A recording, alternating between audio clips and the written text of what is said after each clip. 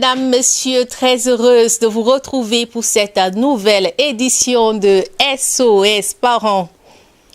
Fessées, coups, gifles sont encore très utilisés à l'école ou en famille pour punir les enfants. C'est que les châtiments corporels sont perçus comme faisant partie de l'éducation et font l'objet de plusieurs débats dans la société. Alors, peut-on éduquer les enfants sans violence? Quelles sont les conséquences des châtiments corporels sur le développement des enfants? Comment développer une discipline bienveillante sans violence? Bien des questions qui seront au menu en première partie de ce programme. Les jambes hackées chez l'enfant, comment s'y prendre? Éléments de réponse dans notre rubrique mots d'enfant. Et vers la fin, nous prendrons le cri d'un parent, le cri de cœur d'un parent au désarroi face à son fils, accro au film érotique.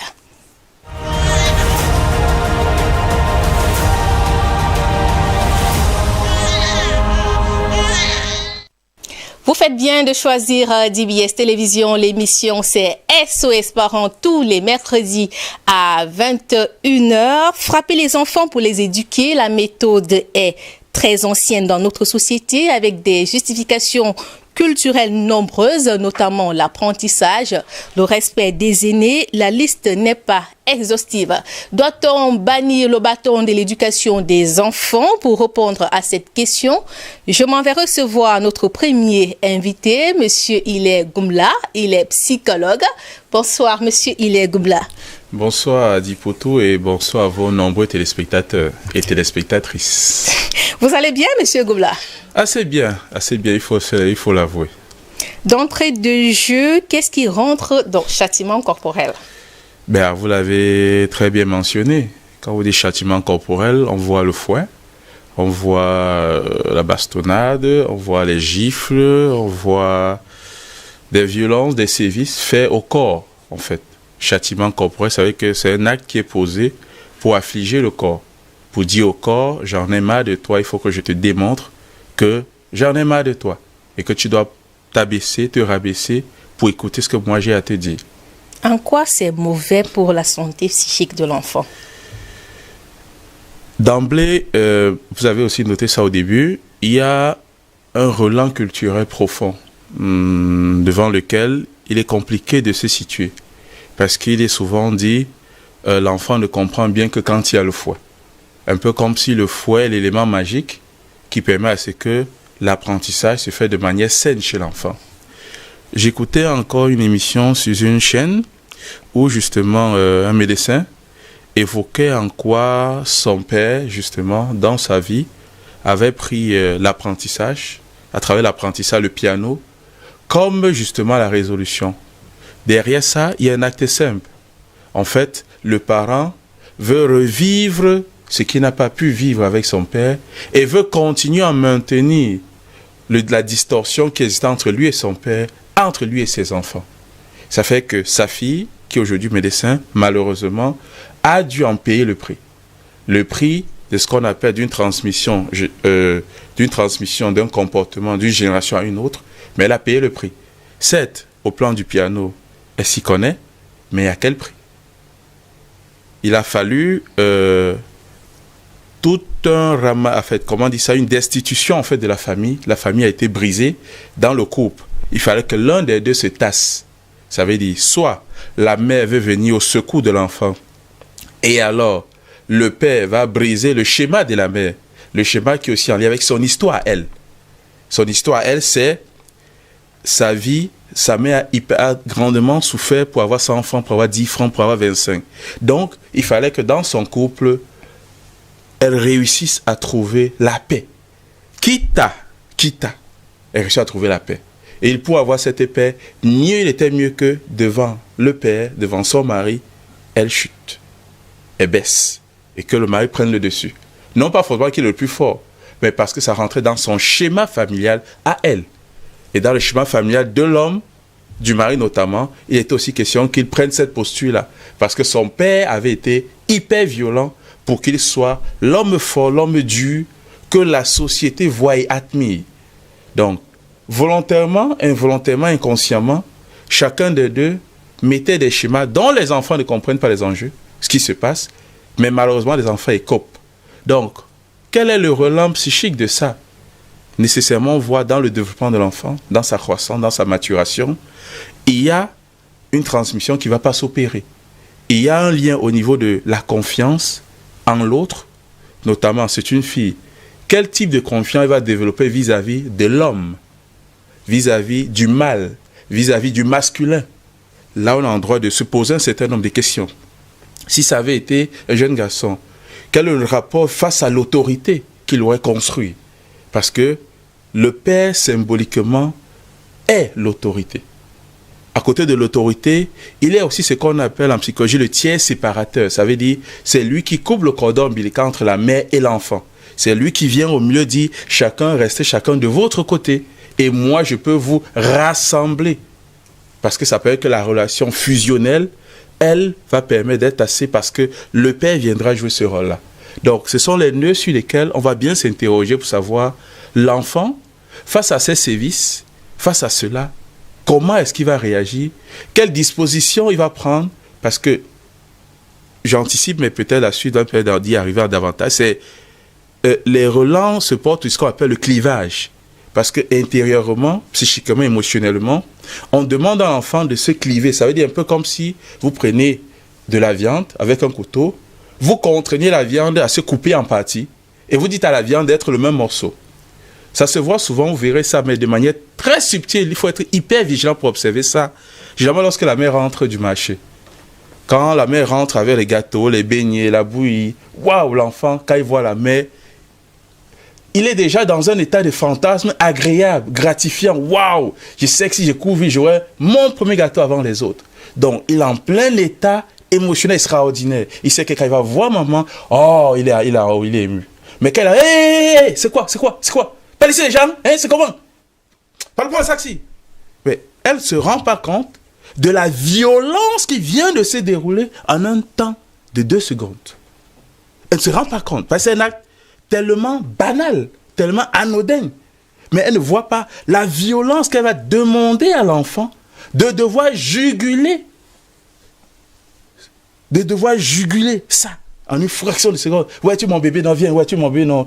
Absorbe cette douleur et tue-toi avec. Ne me le transmets pas. Donc. Et c'est ce que nous allons voir, M. Goublab, tout au long de cette émission. Colin Bekatal est avec nous. Bonsoir, Colin. Bonsoir, Di. Vous allez bien? Oui, vous revenez d'un long voyage, visiblement fatigué. Oui, en fait, des contraintes professionnelles. Ça n'a pas été facile. Bon, mais nous sommes là pour ça. C'est un reportage glaçant que vous nous proposez ce soir. Un enfant de 7 ans a fugué du domicile familial après avoir reçu des menaces de bastonnade. Vous avez rencontré sa maman hier matin aux Abois. C'est un élément que vous avez réalisé avec le concours de Loïc Ngemnon et Cyril Nantion.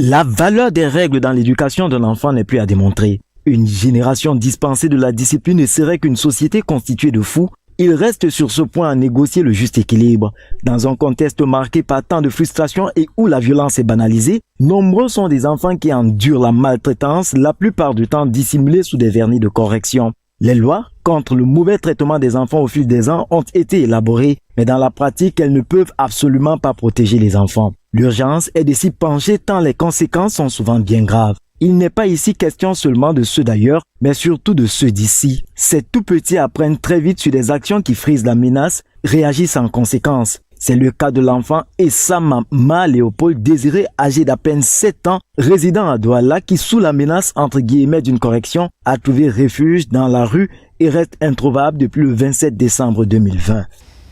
Autour de, c'est quoi, 7 heures, quand ma tante se réveille, elle n'a pas regardé mon fils de l'autre côté parce qu'apparemment il a dormi avec ma grand-mère, son arrière-grand-mère.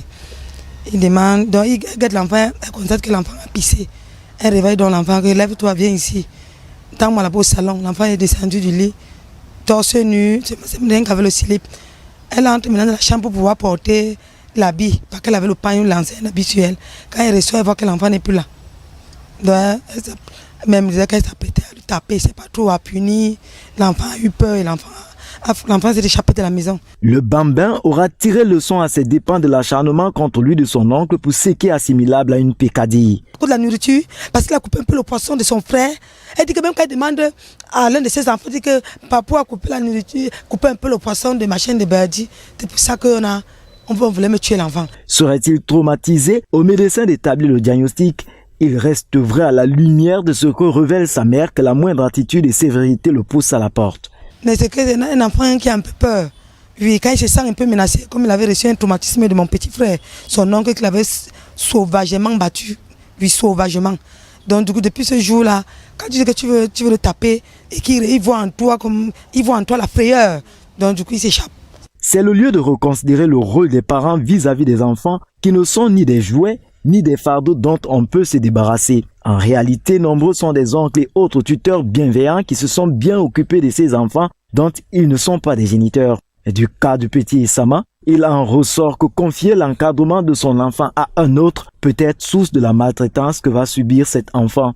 À ces tuteurs et marates malveillants, l'on ne demande qu'à penser aux douleurs que ressentent les enfants soumis à des traitements injustes, mais aussi aux parents de ces derniers qui auraient aimé voir sourire auprès de leur enfant qui essaie d'échapper à la menace.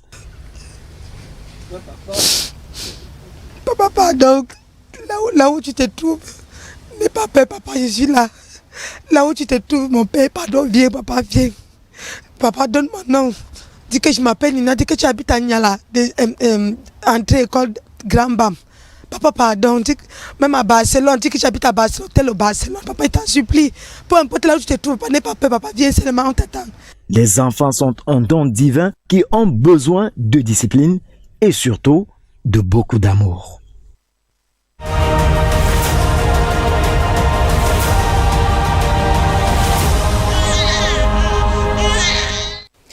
Je signale qu'aux dernières nouvelles, cet enfant a été retrouvé. Colombe Katal, vous n'avez pas pu rencontrer l'enfant, mais vous avez échangé avec la mère. Décrivez-nous un peu l'attitude de cette dame. Eh bien, heureusement que les téléspectateurs, tout comme vous, n'est-ce pas, apprécié avait un certain aperçu de ce qu'elle était ce jour. C'était une femme complètement effondrée, complètement épuisée. Elle ne tirait la force que, n'est-ce pas, dans la volonté de retrouver son enfant. Vous vous rendez bien compte de ce qu'elle avait une voix complètement affectée, sans doute, du fait qu'elle ait beaucoup pleuré. Et ce qui est le plus inquiétant ici, c'est que il me semble qu'elle n'est pas à sa dernière séquence de pleurs. On s'en tient à ce qu'elle a dit, parce que, dit-elle, c'est chaque fois que l'enfant se sent menacé, il trouve refuge, n'est-ce pas, dans la rue, il s'enfuit. Alors ça soulève donc beaucoup de questions. Si traumatisé il est vraiment, parce que c'est elle qui le dit, il faut aussi que le médecin établisse ce diagnostic. Et si donc traumatisé l'enfant est vraiment, on a envie de se demander, faut-il le dispenser complètement de la discipline? Dans ce cas, quelle sorte d'enfant, quelle sorte d'adulte sera-t-il? Maintenant, quelle sera la juste mesure? Et qui est censé lui administrer la juste mesure? Sera-t-il condamné à rester aux côtés de sa maman qui peut-être le comprend mieux, et si sa maman n'est plus là? Et toutes ces choses rentrent dans une seule situation. Je dis bien à la lumière de l'explication, la déclaration, de témoignage de sa maman, de ce fouet, de cette brimade, n'est-ce pas, qu'il aurait reçu, qu'il aurait subi de par son oncle. La situation, elle est réelle, elle est vraiment grave. Vous avez relevé dans le reportage que les enfants placés sont très souvent victimes de maltraitance. Oui, c'est un fait. En réalité, il peut arriver que quelqu'un sollicite l'aide, le soutien d'un tiers quant à l'encadrement de son enfant. Mais cela devrait être dans des cas extrêmes. Et c'est des cas en réalité rares. Il est même bien pour un parent qui est même impotent de jambes et de mains, qu'il soit avec son enfant et qu'il accepte l'aide d'autres personnes. Mais c'est la tendance inverse qui prévaut. Aujourd'hui, on comprend que pour le peu que l'oncle soit matériellement assis, on a tendance à faire son enfant et à le lui confier. Bon, ce qu'on privilégie, c'est ce confort, ce bien-être matériel, mais ce qu'on oublie souvent déjà, c'est que les constitutions affectives ne sont pas les mêmes. Et puis cet enfant qui va retrouver dans l'autre famille, de l'autre côté, je ne veux pas remettre en question ici tous les mobiles de tous les parents, mais il a toujours été démontré dans la plupart des cas que c'est un enfant à qui on rappelle que tu n'es pas un enfant de notre maison. C'est l'enfant qui est souvent, la plupart du temps, porte toutes les corvées de la maison. Lorsqu'on a frappé la nuit à une certaine heure, qu'on sent que ça peut friser le danger, c'est à lui qu'on demande d'aller voir qui c'est. Donc on se rend bien compte de ce que peut-être le tuteur qui a de bons mobiles, voyez-vous, dans la mesure où l'enfant est le fils de l'enfant est là pour l'oncle, voyez-vous, la marâtre ou bien oui, la tante, la belle tante, qui, dans la plupart du temps, a cette tendance, n'est-ce pas, à entourer ses enfants à elle. Elle a tendance à les protéger que mieux que l'autre. Pour celles qui n'ont pas cette notion d'équilibre, cette notion de justice, c'est ainsi que ses enfants à elle se reposeront, ses enfants à elle vont visionner, vont s'amuser, et puis maintenant, toutes les tâches ménagères, toutes les corvées, toutes les brimades reviendront, n'est-ce pas, à cet enfant. Donc, il faut vraiment reconsidérer cette chose-là. Le placement des enfants est une chose qui a été une source véritable de la maltraitance des enfants. Lorsqu'on ne le fouette pas, le traitement la plupart du temps n'est pas le même. Et c'est une autre sorte de maltraitance. L'enfant se rend bien compte de ce qu'il a eu un au lieu de deux alors qu'il devrait avoir combien d'autres. Alors c'est le lieu, comme je le disais dans le reportage, d'interpeller, d'amener des parents à comprendre que quand on fait un enfant, c'est sa responsabilité à soi. Même si on n'a pas suffisamment de moyens, quitte à ce qu'on accepte une aide exogène, mais qu'on soit disposé à rester, à encadrer, à veiller, à protéger son enfant. Parce que lorsque on privilégie la protection sur le plan matériel, il est possible qu'on soumette notre enfant, qu'on le livre, qu'on l'expose à des sévices dont parfois on ignore, parce qu'il n'a pas peut-être le courage de parler, et ceux qui en sont auteurs ne le feront sans doute pas le mieux possible. Merci Colombe Catal d'être passé encore ce soir sur notre plateau. Bien sûr. Merci Adi. C'est notre devoir et je pense que les jours qui viennent, nous serons toujours là pour nos téléspectateurs. Monsieur Hilaire Gobelard, le cas de ce garçon, est-ce que ça ne va pas au-delà du châtiment corporel? Apprécions déjà le reportage, travail extraordinaire, qui pose un peu le décor de toute l'ambiguïté qui restait là-dedans. Il y a d'abord, pour être d'abord enterré avant le fait lui-même, c'est celui de nos cultures. Moi, j'aime toujours revenir au plan anthropologique. Au plan anthropologique, mon enfant n'existe pas. Ma fille n'existe pas. Mon. Le possessif n'est pas présent. Ça ne veut pas dire pour autant qu'il n'y a pas les actes qui relèvent du possessif. Mais c'est pour dire, l'enfant n'était pas mon enfant. Mon enfant, c'est d'abord l'enfant de mon frère.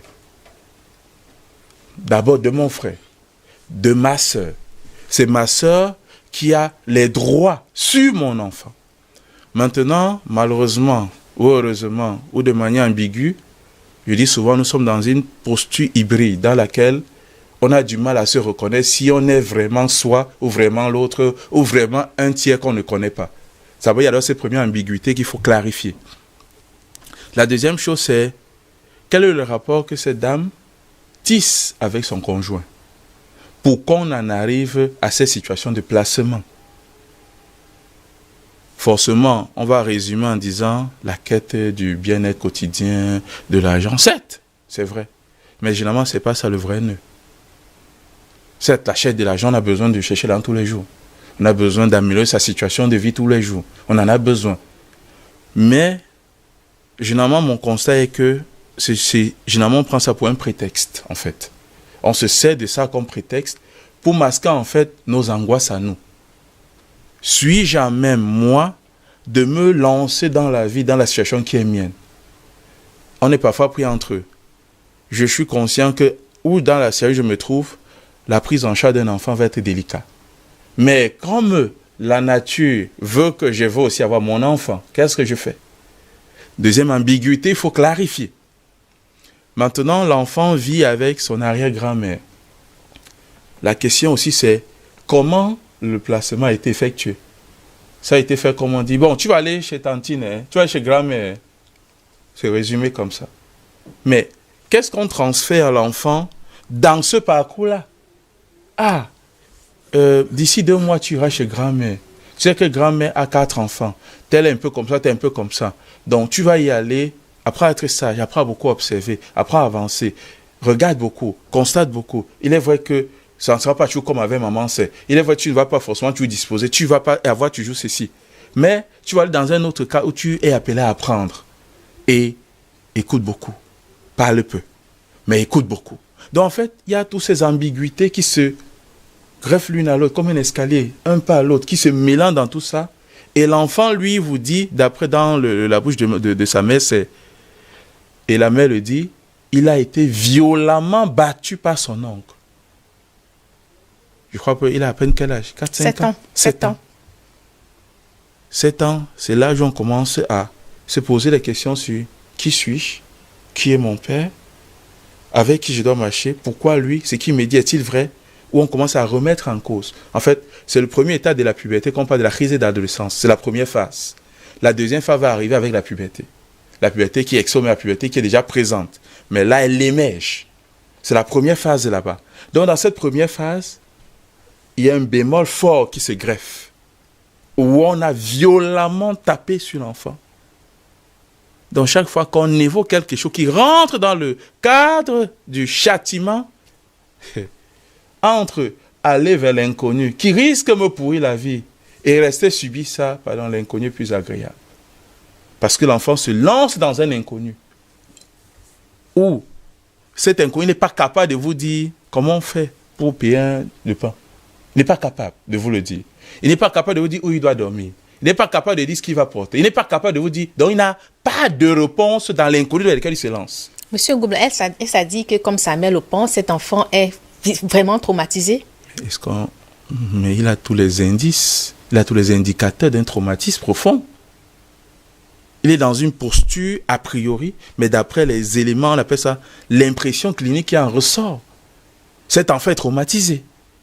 Maintenant, forcément, comme on dit, il faut la voir pour faire un suivi, pour se rassurer jusqu'à quel niveau, jusqu'à qu'est-ce qui participe, qu'est-ce qui ne participe pas, comment est-ce que ça en est découlé là, quelles sont les conditions, c'est-à-dire comment il se représente sa vie actuelle et comment il se perçoit lui par rapport aux adultes.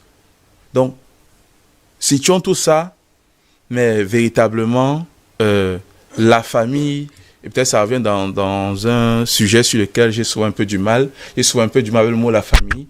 J'ai souvent envie de plus de dire la communauté. Parce que j'ai l'impression que le concept de famille est pourri. C'est comme si le concept de famille se veut exclusif, discriminant, séparant. Quand on dit famille, ça veut dire la famille de Ngoumbela. Alors qu'on dit la communauté Ngoumbela, c'est différent. La perception que vous avez. Et le lien qui est censé se structurer à l'intérieur. Mais bon. Notre deuxième invité nous a rejoint. Madame Micheline Samet est avec nous. Bonsoir, coach. Bonsoir, Adi. Bonsoir, Monsieur Ngoumela. Bonsoir, chers téléspectateurs. Coach, doit-on nécessairement taper sur un enfant pour lui expliquer les choses? Nécessairement, non. Ça peut arriver. Ça peut arriver nécessairement, non. On est d'accord que l'important, c'est de lui faire comprendre la chose et non la méthode par laquelle on lui fait comprendre les choses. Donc, nécessairement, non. Mais quelquefois, ça peut s'imposer. Bon, on n'est pas au niveau de la maltraitance, mais il y a des moments où c'est tout à fait nécessaire. Pour le cas que nous venons de regarder, vous avez suivi le reportage de l'autre côté de l'émission. Est-ce que là, on est encore dans le cadre du châtiment corporel où on veut peut-être faire passer un message à l'enfant? Est-ce que ça ne frise pas un peu la maltraitance? C'est vrai qu'on n'avait pas le quotidien de l'enfant, mais par rapport à sa réaction, on peut imaginer que c'est un endroit où plus ou moins cet enfant faisait face à des maltraitances. Parce que quand on dit « attends-moi là, j'arrive », de temps que la mère vienne, il fuit, ça veut dire que dans sa tête, il a imaginé le scénario. Et peut-être ce n'était pas la première fois que ça arrive. Donc on ne sait pas très bien dans quel environnement il vit, mais sa réaction montre qu'il peut être un enfant traumatisé, il peut être un enfant maltraité. C'est pour ça qu'il réagit de la sorte. Et ça veut aussi dire que la façon de lui faire comprendre les choses, quelquefois, est excessive, quelquefois est brutale. Il sait qu'il a mal fait. Il sait qu'il attend un recadrage, si on peut dire comme ça. Mais la façon dont ça va se passer lui fait tellement paniquer qu'il est sorti même du cadre de l'apprentissage. Il sait qu'il va vivre un énième traumatisme et il préfère partir, malheureusement. C'est un enfant qui a pratiquement passé 2 nuits dehors, mais fort heureusement, sa mère, j'ai appelé sa mère qui nous a rassuré qu'on l'avait retrouvé. Comment procéder avec cet enfant?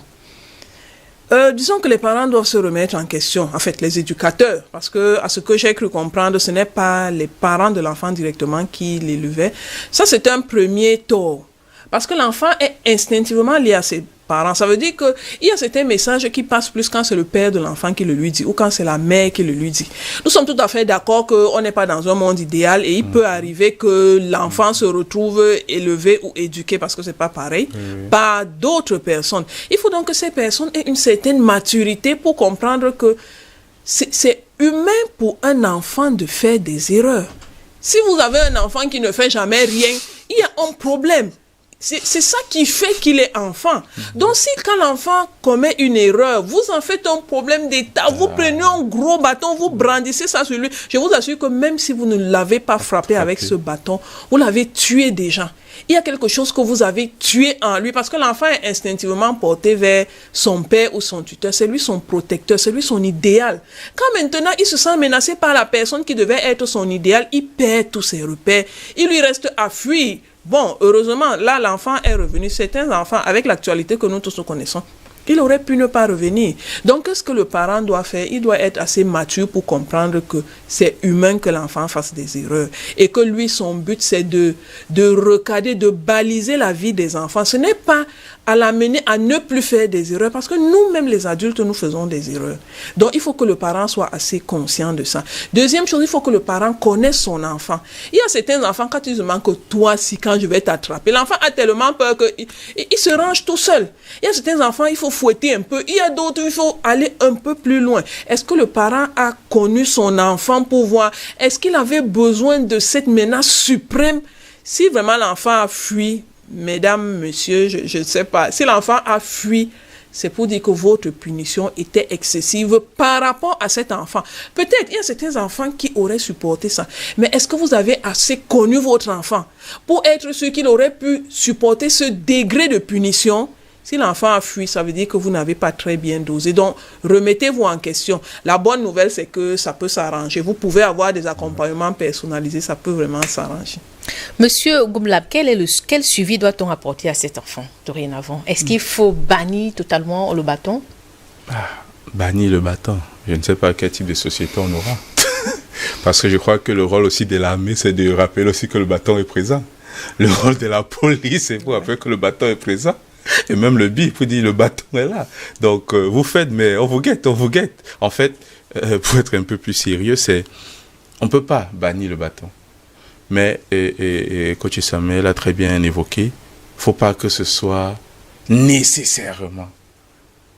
Le bâton peut intervenir, mais ça intervient toujours, on appelle ça au dernier. C'est l'extrême caca qui peut arriver. C'est l'extrémité qui peut arriver. Ce qui montre, en fait, il y a des choses simples à comprendre, c'est qu'est-ce que moi je veux, quel est le projet éducatif que je vais donner à mes enfants? Est-ce que l'éducateur, est-ce que le parent est conscient du projet éducatif qu'il veut transmettre à ses enfants? Dans le reportage, on note quelque chose, il y a des biais dans le comportement. Il a juste coupé le poisson un peu de tel, il a un peu coupé le pain de tel. Ça veut dire qu'il y a des actes qu'il pose, mais il y a des actes que les autres posent qu'apparemment ça n'a pas la même équivalence. Les autres peuvent se permettre ci, mais lui ne peut pas se permettre ça. Est-ce du fait qu'il n'est pas l'enfant de la maison? Je n'en sais rien. Mais forcément, ça amène à s'interroger. Le bâton, il faut faire très attention. Très attention au bâton.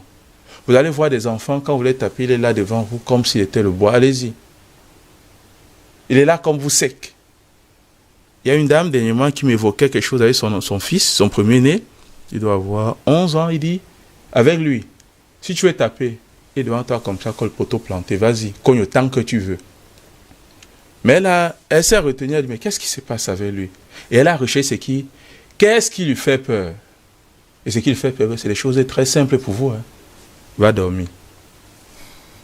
Va lire ton cahier. Ces deux éléments-là, mais attends, c'est pas possible qu'on lui dise ça. Non, non, non, tu m'as tué. Non, non, non, j'en peux plus. Oui, non, maman, pardon. C'est un acte pour moi, vous direz ça, je n'ai pas dormi, moi, ma chose. C'est ça, et elle évoquait ça très bien. Comment est votre enfant? Qu'est-ce qu'il fait? Qu'est-ce qu'il vit? Qu'est-ce qu'il aime? Qu'est-ce qui le fait peur? Qu'est-ce qu'il craint? Qu'est-ce qu'il ne craint pas? Et c'est conscient de ça que vous devez jouer avec cet élément-là pour savoir l'amener où vous voulez qu'il aille. Vous ne pouvez pas juste dire à un enfant, si un enfant reste tout tranquille toute la journée, jamais de gaffe, tremblez pour cet enfant. Tremblez pour vous-même. Si un enfant ne fait jamais de gaffe, tremblez pour cet enfant.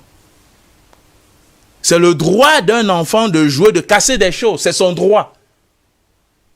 C'est son droit de bousculer, de casser. Vous payez votre... Une dame me disait ça aussi. Elle a payé son écran plasma près de 400 000. À peine 3 jours après, elle a failli piquer une crise. Mais c'est quoi ça? C'est... Oui, et après ça s'arrête, elle dit que... Je pleure comme ça que ma mère m'avait aussi dit quoi, comme aussi était petite. Ça veut dire au moins, elle a pris conscience d'un fait. Moi aussi, j'ai détruit des choses quand j'étais gamine. Si on m'avait donné le châtiment que je veux de vous qu'on a donné à cet enfant, qu'est-ce que je serais aujourd'hui? Donc, visiblement, il faut quand même qu'on fasse un peu attention. Et ça revient un peu à l'histoire que j'évoquais depuis, c'est d'autres, malheureusement, ont reçu ces châtiments dans leur vie. Et ceux qui ont l'aptitude raide de le mettre en œuvre, c'est généralement ceux qui ont reçu ça violemment. Donc, ça laisse des séquelles. Et malheureusement, ce sont des séquelles qui ne sont pas soignées. Et comme ce n'est pas soigné, alors, il faut restituer ça à l'autre. Et lorsqu'on le restitue, on ne perçoit pas la dangerosité ou le drame de ce qu'on pose comme acte. Pour nous, on a le sentiment que c'est normal et cohérent, vu que j'ai reçu ça. Donc, véritablement, les éducateurs doivent faire très attention à cette affaire-là. Madame Micheline Samet, pour vous, on ne peut pas totalement bannir le châtiment corporel. Quelle est la limite à ne pas franchir? La limite dépend de beaucoup de choses. Ça dépend de la nature de l'enfant. On a dit que tous les enfants ne sont pas sensibles à la discipline au même niveau. Ouais. Ça dépend du niveau de maturité du parent. Il y a certains parents qui perdent la maîtrise lorsqu'ils sont fâchés. Ça veut dire qu'ils n'ont pas une très grande maîtrise de leurs émotions. Lorsque vous traitez avec ce genre de parents, l'enfant a, par exemple, cassé un verre. Pour nous qui sommes des parents, on sait que c'est quelque chose qui arrive régulièrement. Donc, lorsqu'on va pour punir l'enfant, on va avec un niveau qui correspond à avoir cassé un verre. Mais du fait que le parent ne contrôle pas ses émotions, la colère commence à monter, à monter, à monter. Et à la fin, le parent perd complètement le contrôle et la punition qu'il finit par donner à l'enfant est de loin supérieure à la faute commise. Donc, il faut que le parent ait une certaine maîtrise sur lui-même pour rester dans le cadre de la faute qui a été commise. Je rappelle encore que le but de toute punition, c'est de recadrer l'enfant. Ce n'est pas de le traumatiser. Donc, la limite, c'est qu'est-ce que l'enfant peut supporter? On a malheureusement eu des cas où l'enfant est mort, carrément, parce que le parent, lorsqu'il allait punir l'enfant, ce n'était pas du tout son intention, mais il s'est tellement laissé emporter par son émotion qu'il n'a pas tenu compte du niveau de l'enfant. Est-ce que l'enfant peut supporter ce niveau de punition? L'enfant a eu des traumatismes duquel il n'est pas sorti. Donc, il faut tenir compte de quoi? Il faut tenir compte de la nature de l'enfant. Il faut tenir compte de la nature du parent. Il faut tenir compte même de l'environnement. Il y a des enfants qui sont tellement honteux. Quand vous l'humiliez, il a même plus mal que quand vous l'avez tapé. Quelquefois, on n'a même pas besoin d'arriver à ça. Donc, nous les parents, essayons de connaître nos enfants. S'il vous plaît, rappelez-vous que les enfants sont des individus. Je ne sais pas si vous comprenez. Prenez-les individuellement. Si vous avez accouché 5 enfants, tous vos enfants n'ont pas les mêmes sentiments. Ils ne sont pas sensibles à la même chose. C'est une école d'apprendre à connaître chacun de vos enfants et d'apprendre à connaître, comme le psychologue l'a bien dit, qu'est-ce qui fait mal à chaque enfant. Si vous réussissez à le faire, vous allez parler, je vais dire, à chaque enfant son langage et vous allez atteindre le résultat que vous voulez, qui était de former l'enfant, de l'éduquer. Ce n'était pas de le fouetter ou de l'humilier ou alors de vous satisfaire, vous. Parce que quelquefois, les parents se comportent comme si ils veulent se satisfaire eux. Rappelez-vous que lorsque vous êtes face à votre enfant, ce que vous voulez, c'est éduquer votre enfant. Si vous réfléchissez comme ça, vous allez par vous-même trouver la limite, mais il n'y a pas une limite standard qu'on pourrait donner ici. Monsieur Goumlab, comment développer une discipline bienveillante avec l'enfant sans violence? Sans violence, je couperai la dernière phrase. Parce que quand on le veut, la violence peut être physique, elle peut être verbale, elle peut être mentale, elle peut être... Voilà. La violence n'est pas forcément le fait d'avoir des coups de poing. C'est pas forcément des coups de poing donnés sur des personnes qui disent qu'on est violent. C'est pas nécessairement ça. Donc, une discipline bienveillante, le mot, je l'apprécie encore grandement. Parce que le côté bienveillant montre qu'on a le souci du progrès de l'enfant. Donc, la discipline qui est mise en place n'a rien à voir avec à détruire l'enfant, à briser l'enfant, à brimer l'enfant. C'est pas ça l'objectif avec une discipline bienveillante. Et la discipline bienveillante prend un appui sur nous d'abord, sur moi l'éducateur. Est-ce que moi l'éducateur, je suis sain avec ma propre éducation? Il faudra clarifier pour moi avant de clarifier pour l'autre. Généralement, on aime trop tendre le doigt. Oui, l'autre. Mais moi, je dis quoi de moi? Si moi, je suis au clair avec moi, alors il est plus aisé de savoir comment écouter l'autre dans ce que l'autre est, pour savoir comment je l'accompagne. Ayant dit ceci, il y a un deuxième élément sur lequel nous bifurquons régulièrement. C'est savoir dire bravo, savoir dire mes encouragements, savoir dire merci. J'ai souvent le sentiment que ça ne fait pas partie de notre éducation. Ça fait partie de notre mode de fonctionnement. Comme si dire bravo, dire merci, non, c'est comme si on nous coupait la langue. Et l'enfant a besoin de sentir que, ah, tu as lavé le plat, wow, tu as bossé tes dents, super, oh, tu es un grand garçon, oh, non, toi tu es une grande fille, donc tu as lavé le casson de maman, oh, bravo, même si on sait qu'après c'est ça. Mais au moins pour l'effort fait, fourni, il faut savoir stimuler, encourager, faire comprendre à l'enfant que je suis avec vous et ça va. Et une autre distinction qu'on a souvent met, c'est voici mon enfant, voici l'autre enfant. Le constat courant veut quoi? C'est généralement l'enfant qu'on aurait maltraité qui émerge. Et lorsqu'il émerge, il y a une histoire terrible par rapport à ça, d'un monsieur qui a divorcé la première mère, elle est partie, s'est débrouillée avec ses enfants, elle est partie, mais les enfants sont restés. Il a pris une autre dame avec qui il a eu des enfants, il a négligé ces enfants-là. Il sait, comment on dit, on se débrouille comme on se débrouille. Donc, ça veut dire qu'on apprend à vivre à la dure chaque jour. Quand on réussit à trouver le pain de 100 francs, pardon, là, tu supportes toute ta journée, tu digères avec. Malheureusement, pour ce père, comme on dit, le temps de Dieu, c'est le temps de Dieu. Chauffe-boue, tu es fort aujourd'hui, non? Il demande aux gens, oui, tu es physiquement là, non? Ouais. Revenons dans 60 ans après. Tu me diras la même chose. Malheureusement, pour ce monsieur, 60 ans après, son fils, allant en France, comme on dit, il a rencontré sa blanche avec qui a géré, changé sa vie. Un beau jour, sa femme l'accuse, mais il faut rentrer à la maison, il faut voir tes parents. Ok, comme tu veux voir. Mais il arrive carrément, son père est assis dehors, hey, on ne te connaît pas. Hein. Il est venu, il a juste vu ses petits frères et sœurs, il a parlé, puis il est ressorti, même pas un mot à son père. Il dit même pas un seul mot. Je ne te connais pas, tu ne me connais pas. Vis ton monde, j'ai vécu mon monde. Vous voyez le drame des situations qui paraissent sur le coup, non, oh, je prends soin de mes enfants, je les mets à l'aise. Mais vous mettez quoi qui est à l'aise? C'est vous que vous mettez vous à l'aise à travers la stupidité que vous donnez aux autres enfants, parce qu'on appelle ça la stupidité. Vous n'aidez pas les autres à savoir se prendre en charge, à savoir faire face à la situation, à la vie qui ne donne pas le lait. Ils ne peuvent pas, un jour loin de vous, ils sont perdus. Ils ne savent pas quoi faire. Qu'est-ce qu'on peut faire? Est-ce qu'ils savent préparer? Est-ce qu'ils savent chercher de l'argent? Est-ce que vous avez ce qu'on appelle l'éducation financière? Est-ce qu'ils savent, avec même la vente de l'eau à boire, on peut gagner sa vie. On peut du moins commencer à comprendre le monde du commerce. Donc c'est pour dire, il y a des drames derrière cette affaire-là. Certains gens prennent exemple pour dire, ce n'est pas mon enfant. Ok, pour le moment, c'est vous qui êtes puissant. Donc vous pouvez vous autoriser autant de bêtises possible. Il n'y a pas de problème. Mais demain, vous allez lui porter rigueur lorsqu'il va reproduire le même schéma. On va dire de celui-là qu'il est méchant, non? C'est un enfant, il n'honore pas son père. C'est ça, non? Mais personne ne va revenir sur qu'est-ce qui a construit cette attitude-là. Cette attitude-là, on va dire, mets ça sous la porte, tu es l'enfant. Point barre. Non. Tu n'es pas l'enfant, non. Tu es un être humain. Tu mérites ton respect. Et il faut que les gens comprennent que ce que je donne, l'univers va me le remettre. Si je donne en bien, l'univers va me le remettre. Si je donne en mal, l'univers va me le remettre. Je ne reçois que ce que je mérite. Et ce sont les lois de la nature, monsieur Goumbla. Nous allons marquer une pause. C'est le moment de prendre notre rubrique mots d'enfant. Et ce soir, on s'intéresse aux jambes arquées chez les enfants.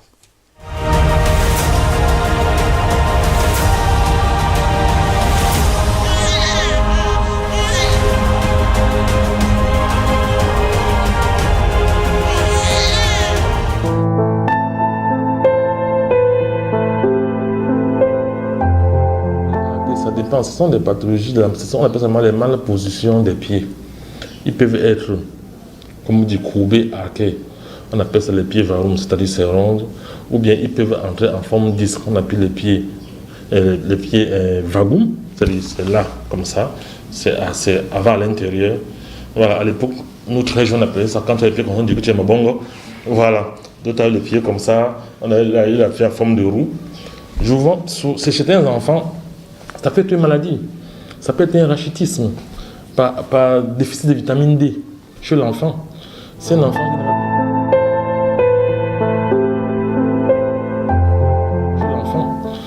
enfant qui n'a pas été bien allaité, qui n'a pas été supplémenté à lait maternel, qui n'a pas bien pris le lait maternel, qui est riche en vitamine D, qui n'a pas pris pendant la naissance une supplémentation en vitamine D qu'on donne à tous les enfants jusqu'à l'âge de 18 mois. Voilà, et qui après son sévrage n'a pas continué à prendre son lait, et après l'âge de 2 ans n'a pas continué à prendre le lait pour renforcer ses os en calcium. Ok. Là maintenant, il paraît que les enfants souvent aussi qui sont de gros poids, dont la masse corporelle pèse sur les os, qui ne tiennent pas encore, qui ne sont pas encore solidifiés, il peut avoir ces déformations des pieds. Mais généralement, quand tout est pris en charge, consulté et qu'on a bien supplémenté, tout se remet en place rapidement. Tout se remet en place. Je pense que quand tout est bien fait et bien suivi, il n'y a pas lieu de s'inquiéter. Et quand ça ne va pas, tout peut se corriger. Il y a des orthopédistes ici dehors qui gèrent bien.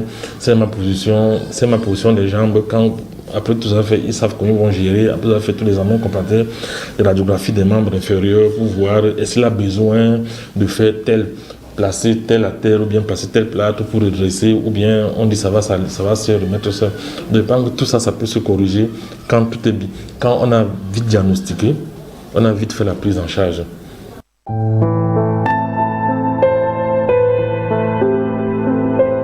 C'est vraiment en place.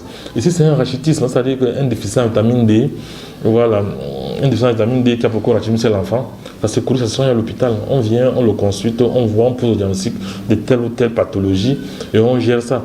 Il y a des bilans qu'on fera à l'enfant pour voir si tel élément ou tel élément manque.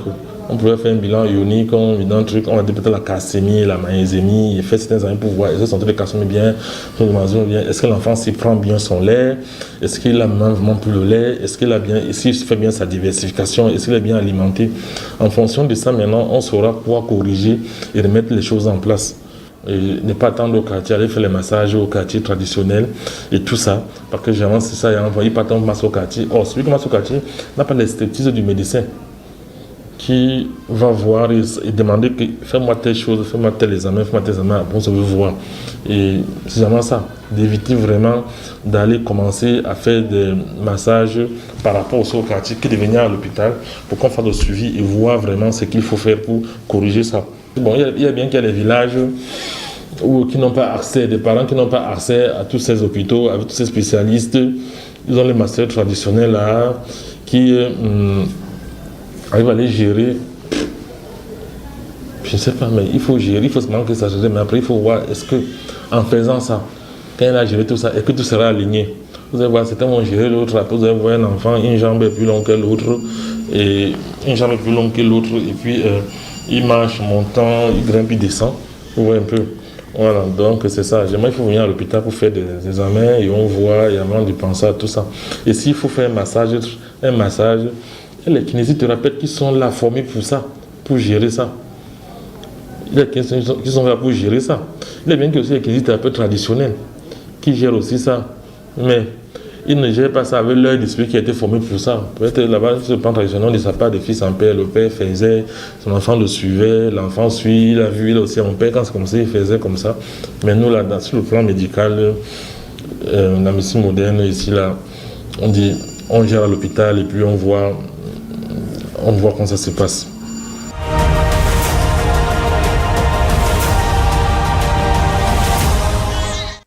C'était notre week mot d'enfant avec le pédiatre Njoya Suleiman, rencontré par Cynthia Nguemo. Place à présent au cri de cœur.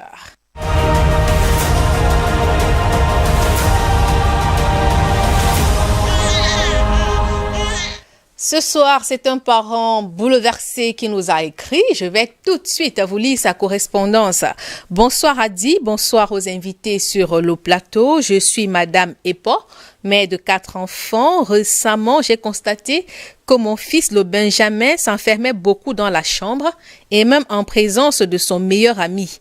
J'ai organisé un petit déjeuner en famille pour les fêtes la semaine dernière. Mon fils s'est à nouveau enfui dans la chambre, cette fois avec son cousin. Quand j'ai poussé la porte, ils étaient très gênés et ont laissé tomber la tablette qu'ils utilisaient.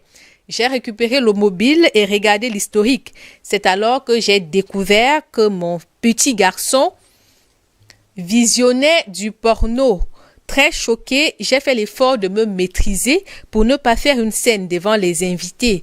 J'ai confisqué l'appareil. Le soir, j'en ai parlé avec mon mari qui m'a fait comprendre que c'est naturel à son âge, mais ça me chiffonne.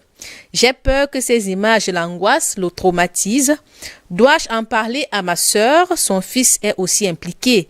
Je tiens à discuter de ce sujet avec mon enfant, mais je ne sais pas comment. Pouvez-vous me conseiller? Merci pour ce que vous faites. Monsieur Goumla, un enfant de 11 ans qui regarde les films érotiques, qu'est-ce qui peut susciter cet engouement vers ce genre d'images? Ce sont des images qui attirent l'interdit. Voir l'interdit, qu'est-ce qu'il y a là-bas? On dit souvent à l'école que. C'est en fait, disons, elle entre brutalement dans une réalité devant laquelle plusieurs parents doivent s'armer, beaucoup s'armer.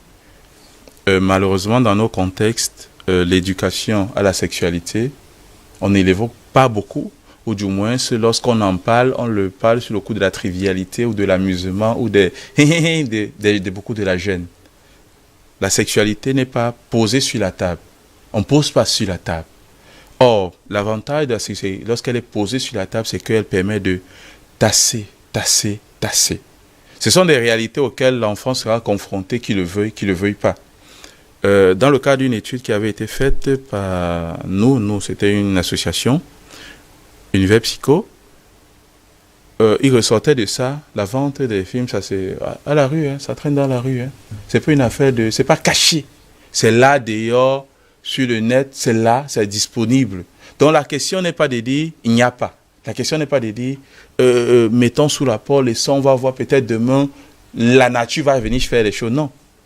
Il nous reviendra à nous, parents, de devoir aborder le sujet. Aussi délicat pour nous, parce que ça gêne qu'on ne le veuille pas. La génération de nos parents ne l'évoquait pas, selon les critères que nous sommes en train de parler. Généralement, c'était du fait des catégories d'âge. C'était une catégorie qui se parlait entre eux d'un certain nombre de réalités et ceux à côté ne comprenaient jamais de quoi il s'agissait. Parce qu'il y avait des codes à travers lesquels ils se comprenaient. Maintenant, avec la vulgarisation des outils d'informatique et de communication, l'information transite très vite. On vous envoie ça à une vitesse de l'éclair. Vous l'avez déjà. Donc, que faire? Pleurer? Oui, c'est utile, il faut pleurer. Parce qu'il y a une métamorphose devant laquelle on doit réussir à avancer. Maintenant, il faut savoir se regarder dans le miroir et pleurer les larmes qu'il faut pleurer. Ça, il faut pleurer, il faut se donner le droit de pleurer, c'est utile. Mais après avoir pleuré, il faut apprendre à faire des assises au sein de la maison. Ça peut être peut-être le prétexte pour des assises peut-être régulières à la maison. Ça peut être une fois par semaine, une fois tous les 2 semaines, mais des assises où on apprend à se parler.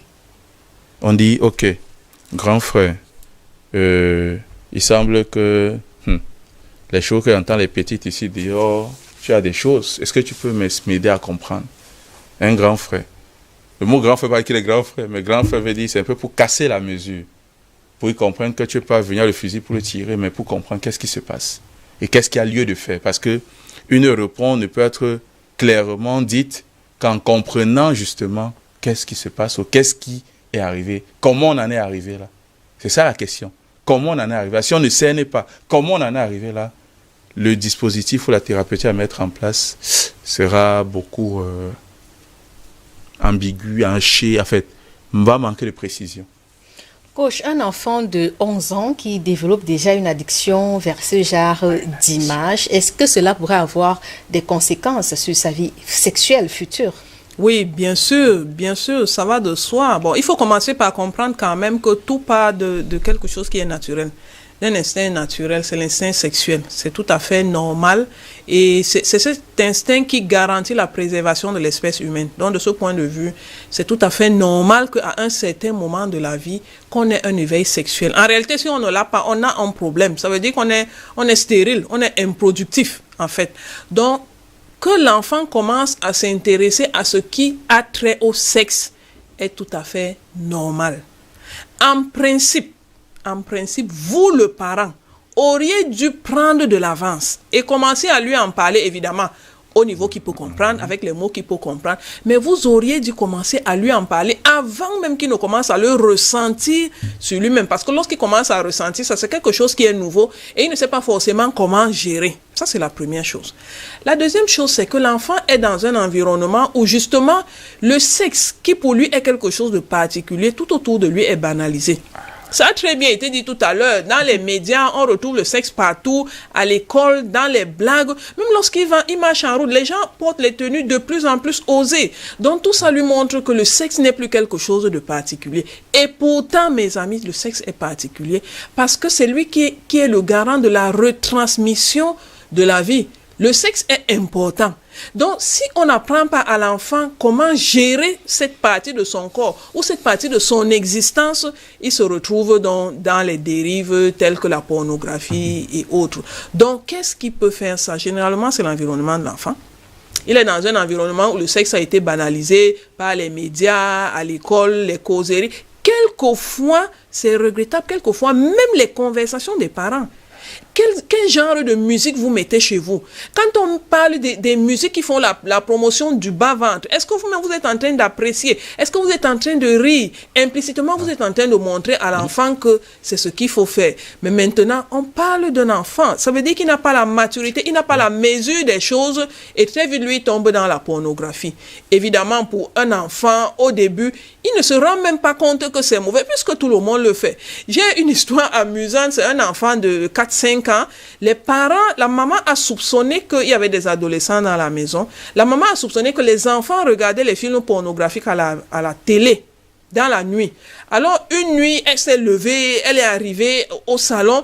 Les enfants ont éteint la télé et puis tout le monde a fui, on est allé se cacher dans la chambre. L'enfant est resté au salon et il s'est mis à pleurer. Quand on lui demande qu'on pleure, pourquoi? Il dit que mais on a arrêté son film. Lui n'avait pas fini de voir. Il voulait encore voir le film. Donc, pour lui, c'est tellement normal. Ce n'est pas un problème. Donc, c'est vraiment, il faut qu'on en parle parce que c'est les mentalités qu'il faut commencer à changer. Oui, il faut faire l'éducation sexuelle à l'enfant. On va en coach, parler. C'est un sujet tabou, pratiquement tabou en famille. Parler de sexualité avec un enfant de 11 ans, 10 ans, c'est pas évident. Comment se fait comment établir, comment lancer ce dialogue avec un enfant? Pour moi, excusez-moi de mettre les pieds dans les plats. Pour moi, c'est un faux tabou. La sexualité est un faux tabou dans la maison parce que nous-mêmes dans nos maisons, nous tolérons que les enfants mettent les DVD. Nous-mêmes dans nos maisons, nous tolérons que les enfants mettent la taille basse. Quand on met les films à la limite érotique, aujourd'hui il n'y a plus tellement de différence. On ne zappe pas, nous les parents, on ne zappe pas. On commente même seulement la scène. Maintenant, lorsqu'il faut expliquer à l'enfant que la sexualité est quelque chose de particulier et qu'on ne doit pas jouer avec, on vient dire que c'est tabou. Excusez-moi, pour moi c'est un faux tabou. Mes amis, continuez ce que vous avez commencé. Aujourd'hui, vous avez de la chance que comme la sexualité n'est plus tabou et comme c'est déjà partout, vous avez donc une porte ouverte pour parler à l'enfant.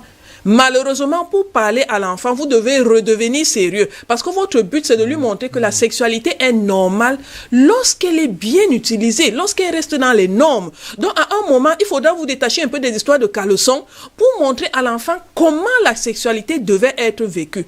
Adi, vous avez demandé tout à l'heure comment on peut faire. Un exemple que je conseille souvent aux parents. Lorsque l'enfant est petit, expliquez-lui que sur son corps, il a observé que certaines parties sont exposées, comme notre visage, et d'autres parties qui sont cachées. Ça, c'est un constat. Maintenant, attirer son attention sur le fait qu'il y a certaines parties du corps qui sont doublement cachées.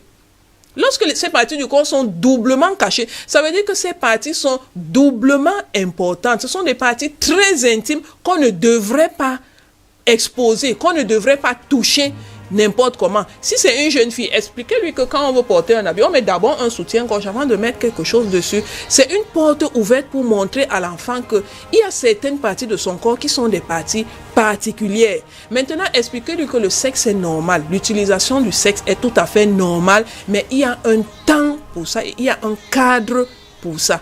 Et tant que ce n'est pas encore ça, bien sûr, le sexe est sur lui. Bien sûr, c'est en état de fonctionner, mais comme il n'est pas dans le cadre qu'il faut, qu'il commence à s'occuper à autre chose. Certains parents, par exemple, mettent les enfants dans un club de sport où il va sortir cette énergie sexuelle, il va la sortir. Certains mettent même dans des clubs de combat. Bon, là, c'est un autre débat. Mais si vous amenez votre enfant à faire du sport, il va sortir cette énergie. Lorsqu'il va rentrer, il sera assez fatigué pour ne plus s'intéresser à ça. Donc, vous comprenez que l'idée ici, c'est de le détacher de la pornographie et autant que possible des choses qui vont amener son idée vers le sexe. Coach, dans le cas de cet enfant, est-ce qu'il n'y a pas eu un problème de discipline en amont en ce qui concerne l'usage même de la tablette? Sûrement, parce que lorsque l'enfant a commencé à regarder le film, les parents ne se sont pas rendus compte. Moi, particulièrement, mon enfant est déjà grand. Moi, j'ai de grands adolescents chez moi. Mais il n'y a pas très longtemps, j'ai remarqué que mon enfant était très proche de son téléphone. Je le lui ai enlevé. Évidemment, je sais regarder l'historique. Je sais qu'il n'y avait pas la pornographie là-dedans. Mais il était anormalement près de son téléphone. Il était coupé de la maison. Il sortait seulement pour manger et tout ça. J'ai carrément récupéré le téléphone. Il est venu parlementer, j'étais dur, je n'ai pas donné, il a dû aller chez son père et à la fin, il a fait toutes sortes de promesses et jusqu'aujourd'hui, il suit cette émission. Jusqu'aujourd'hui, je lui ai remis le téléphone, mais il est en observation.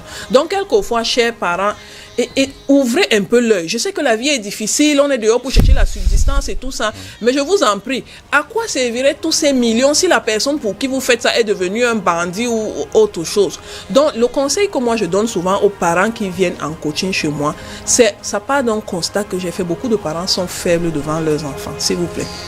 Arrêtez d'être faible devant vos enfants. Nous, les parents, là, souvent, on voit que l'enfant est en train de dévier.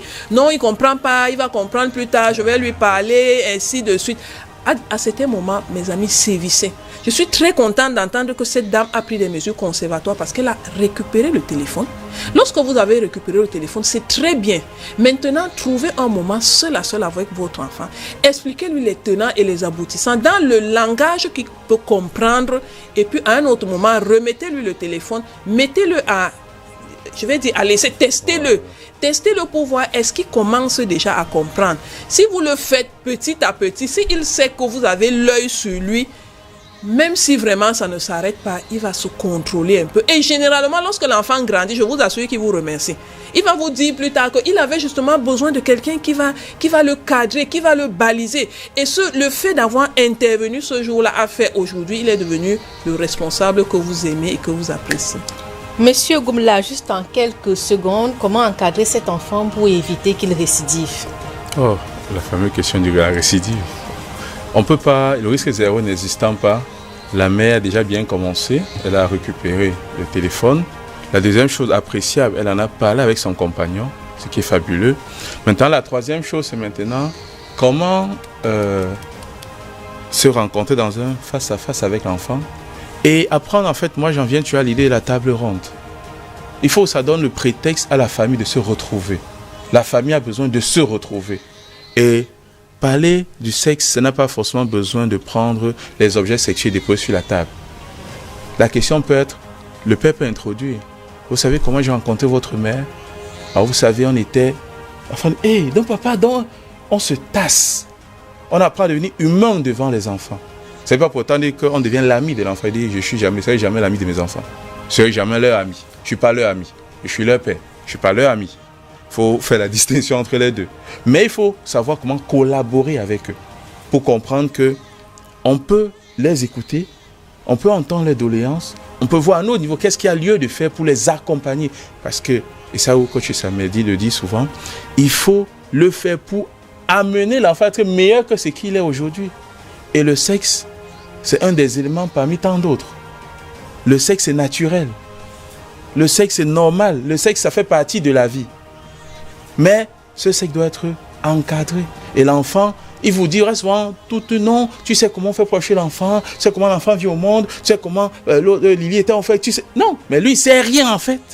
Il vous tend un langage, mais un discours qui est creux vide. Mais un discours qui a des ingrédients d'argutie.